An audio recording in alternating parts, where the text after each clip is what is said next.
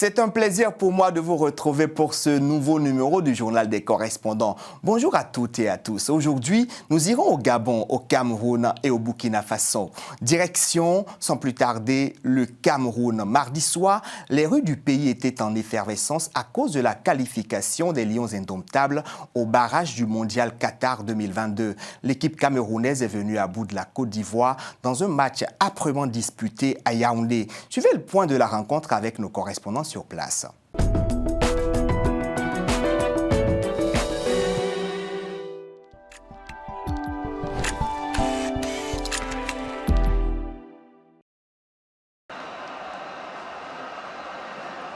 Au coup de sifflet final, c'est l'hystérie au stade de Japoma rempli aux 2/3. Une ambiance qui va gagner la ville tout entière, avec un concert de casseroles. Difficile pour nos caméras de se frayer un passage dans des carrefours pris d'assaut par les supporters des Lions, loin de retourner à leur domicile.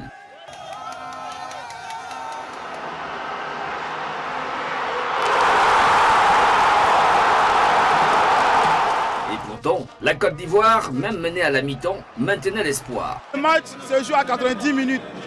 Voilà. Donc pour le moment, le Cameroun mène. À la dernière minute, la Côte d'Ivoire va mener 2-1. Match moyen pour le Cameroun en fin de première mi-temps, mais la confiance reste de mise pour les Camerounais. Il y a eu pratiquement en première mi-temps, Mominga Malo n'a pas joué au côté droit. C'est Katoko et Camille au côté gauche qui a osé. Il faut qu'on l'utilise un peu plus. Vous savez qu'il a bonne vitesse, il est intelligent, il sait dribbler. L'équipe est en forme. Vous-même, vous voyez sur le terrain comment ils sont en train de se déployer. Et je crois que nous allons gagner par 2-0. La joie était donc totale à la fin de ce choc de géants de la savane. Même la conférence de presse d'après-match va être troublée par des joueurs, supporters et journalistes survoltés.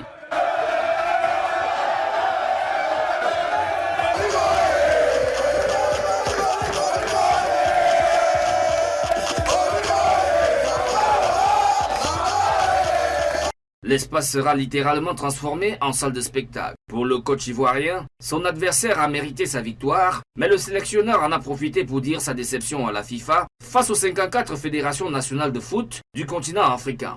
Mon coup de gueule, c'est pour la FIFA, parce qu'on voit souvent les dirigeants de la FIFA qui ont besoin de voir venir visiter nos pays africains.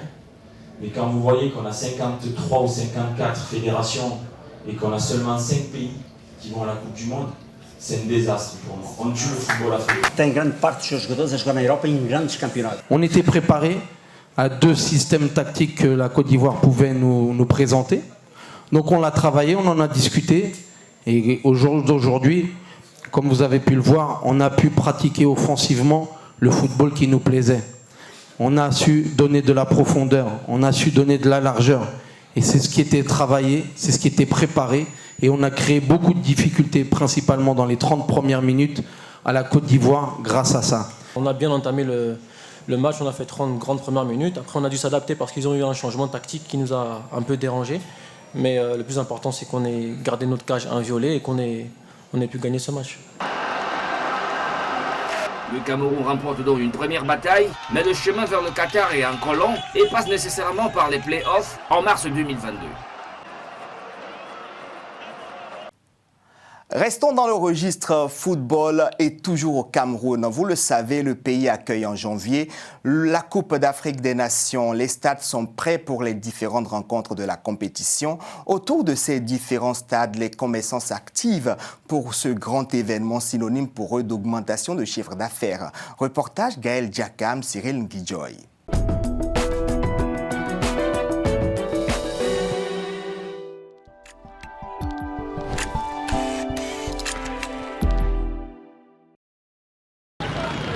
Stade omnisport Amadou Ahidjo, situé dans le 5e arrondissement de la ville de Yaoundé, l'activité commerciale bat son plein.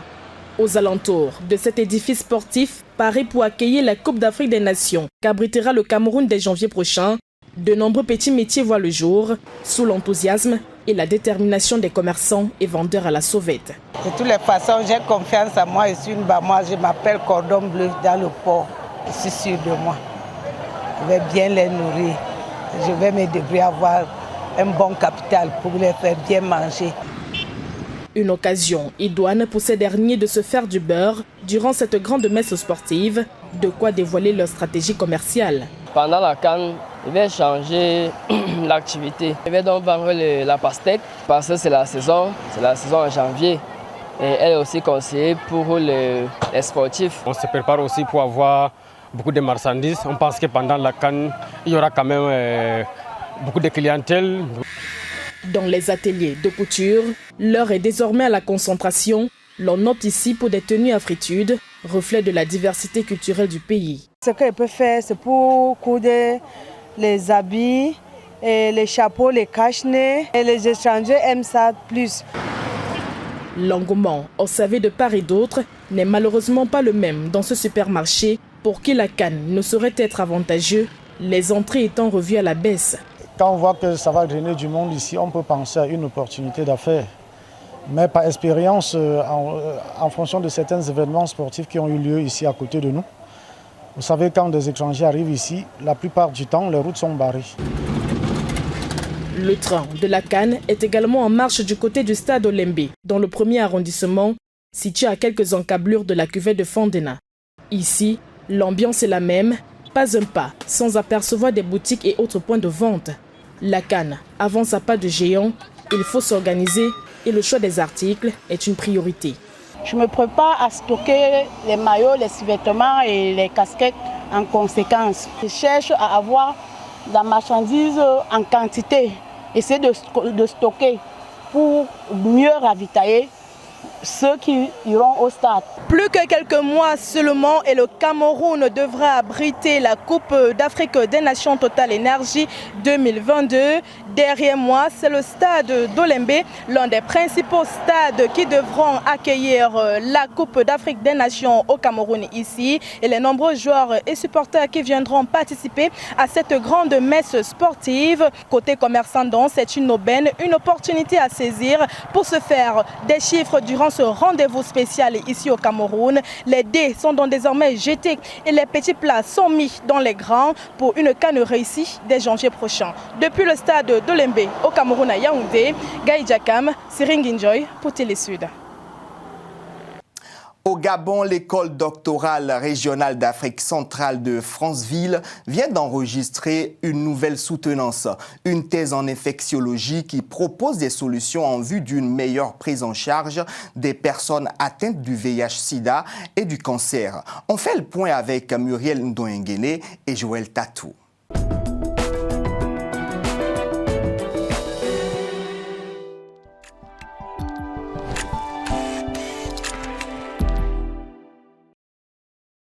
Le Gabon se dote d'un nouveau spécialiste en infectiologie. Le docteur Idam Mamiandjami vient de passer au Lamé sa soutenance de thèse à l'école doctorale de Franceville.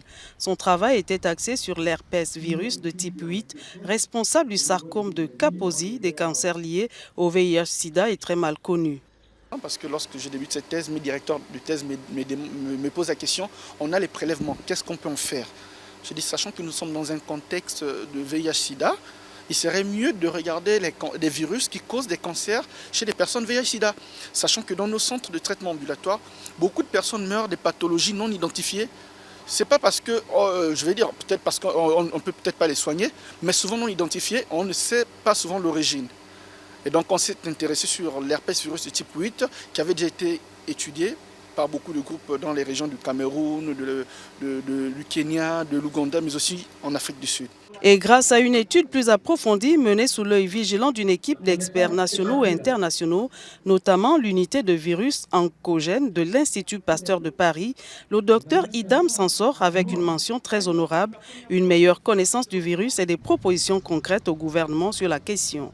Le travail de thèse que tu nous as présenté aujourd'hui représente donc bien une œuvre inédite destinée à la communauté scientifique dans son ensemble, et les résultats que tu as obtenus conjointement dans l'unité des infections rétrovirales et pathologies associées du CIRMF au Gabon et celle d'épidémiologie et physiopathologie des virus oncogènes à l'Institut Pasteur à Paris, et que tu as clairement exposé, rendent par conséquent crédibles les conclusions qui s'en dégagent et démontrent la pertinence des recherches que tu as entreprises à nos côtés durant toutes ces années.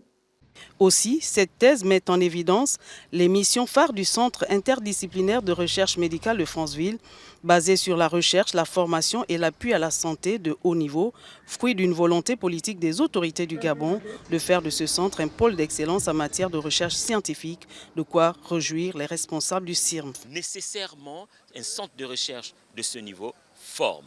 Il forme à la recherche par la recherche. Et ce centre qui accueille des étudiants pour développer les travaux de recherche, ces étudiants sont inscrits dans les universités, particulièrement ici, dans l'école doctorale régionale d'Afrique centrale en infectiologie. Une seule étude avait été faite dans la région de Lambaréné chez les femmes enceintes et qui s'était limitée à l'aspect sérologique.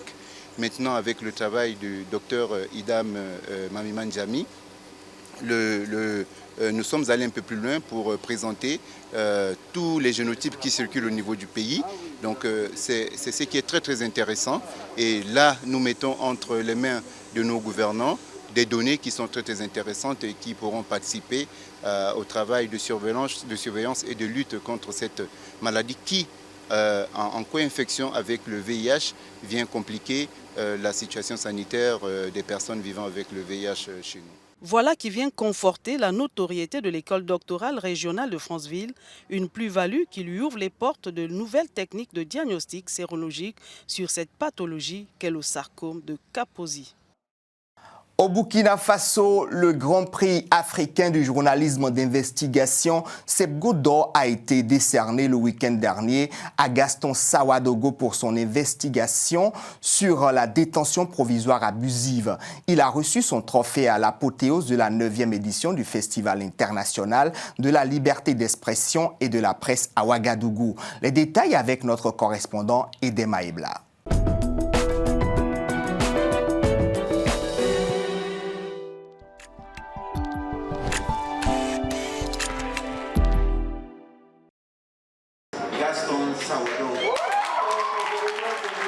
Gaston Sawadogo, journaliste burkinabé au journal L'événement, a été sacré Sebgo d'Or 2021 du prix africain du journalisme d'investigation. Il reçoit ce trophée à l'apothéose de la 9e édition du Festival international de la liberté d'expression et de la presse FILEP 2021. Le sujet qui m'a valu ce prix, il s'agit de la détention provisoire abusive. Par exemple, pour l'enquête qui m'a valu ce prix, m'a pris 7 mois. C'était tellement difficile parce que j'ai parcouru 5 villes du Burkina Faso qui regroupaient le plus grand nombre de prisonniers, notamment Ouagadougou, Bobo, Koudougou, Banfora et Fada. Quant au travail qui lui a valu ce sacre, le jury apprécie l'audace et l'abnégation du vainqueur de ce prix, à qui il a fallu plus que de la patience pour boucler cette enquête en mars 2020 sur la détention provisoire abusive dans un contexte africain où la pratique du journalisme d'investigation est de plus en plus risquée. Puis le choix des sujets qui collaient parfaitement à la réalité des gens. On sentait que quand même ces journalistes d'investigation osaient parler des sujets qui touchent à leur vécu, au vécu de leur population. Ils allaient jusqu'au fond, ils ne prenaient pas en considération les risques. On sait que c'est très risqué pour eux de parler de ces sujets. Et c'est pour ça qu'on salue réellement leur audace et leur courage. C'est pas facile de faire de l'investigation en Afrique, mais bravo. Un prix d'emblée qu'il dédie à Bouli Adanou Ide, journaliste nigérienne décédée le 27 octobre 2021 à Ouagadougou des suites d'une courte maladie. Il considère également cette récompense comme une invite à aller de l'avant et à collaborer davantage avec ses confrères pour un changement qualitatif de la vie des populations africaines. Le sujet est parti d'une causerie que j'ai eue avec un gars de sécurité pénitentiaire. Et moi je me plaignais parce qu'il y a un monsieur qui a été qui a fait 6 mois en prison parce qu'on l'a accusé d'avoir volé du bétail. Et je me plaignais et lui m'a dit non, qu'il y a pire que ça, qu'il y a des gens qui font plus que ça pour un rien. Et donc ça m'a intéressé à aller voir de plus près ce qui se passe. Le prix africain du journalisme d'investigation Norbert Zongo, page JNZ, a été suscité pour rendre hommage à l'illustre journaliste Norbert Zongo, assassiné le 13 décembre 1998 sur la route de Sapuy au Burkina Faso. 101 œuvres ont été réceptionnées cette année avec l'entrée non moins remarquable de la presse en ligne comme une catégorie à part entière.